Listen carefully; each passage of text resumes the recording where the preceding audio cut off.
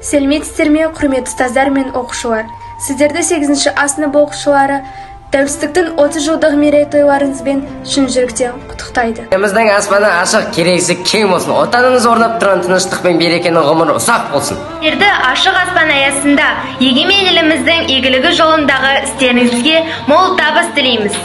Осы қуанышымыз құтты, бақытымыз баянды болсын. Жаңа ғасырда қайта түрленген еліміздің тәуелсіздігі тұғырлай берсін. Еліміздің дәулеті, жеріміздің сәулеті жолындағы игілікті істеріміз табысты болсын. Сіздерге игілік, бастамаларыңызға сәттілік, ертеңге сенімділік тілейміз. Тұғырлы болғай өркениет көшіне ілескен халқымызға гүлдену мен көркеюді тілейміз. Еліміздің мәртебесі биіктеп, әлемге шарықтай беруіне деген ыстық ықыласымды жеткіземін. Ата-бабамыз аңсап күткен тәуелсіздігімізді жоғалтпай тек бейбітшілікте өмір сүрейік.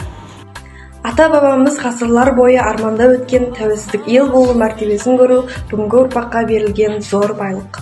Еліміздің көк байрағы бейбіт аспанасына желбіреп, әлемге таныла берсін. Сізге тәуелсіздік күніне орай өз құттықтауымызды жолдаймыз және одан әрі өркендеуді тілейміз. Құтты болсын тәуелсіздік мерекесі, мықты болсын елімнің керегесі. Тәтті халқымызға бақ қонып, кетпесін туған жердің берекесі.